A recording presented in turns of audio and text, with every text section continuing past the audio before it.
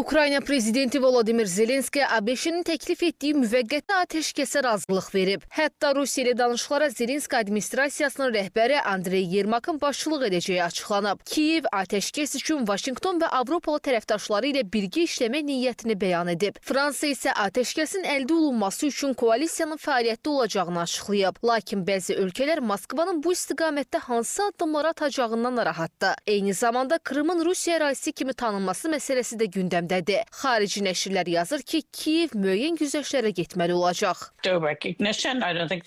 Ukrayna bütün torpaqlarını geri ala bilməyəcəyindən xəbərdardır. Bəlkə də Krımın Rusiyanın ərazisi kimi tanınmasına razı olacaqlar. Zaman Kiyevin əleyhinədir. Kifayət qədər silaha sahib deyillər. Ukrayna Rusiya kimi bu qədər çox adam itirməyə razı deyil. Kiyev güzəştə getmək məcburiyyətində olacağını bilir. Ukrayna müzakirələrin çoxunda yer almayıb. Ona görə də danışıqlarda bəzi şeylərin aydın olmadığını düşünürəm.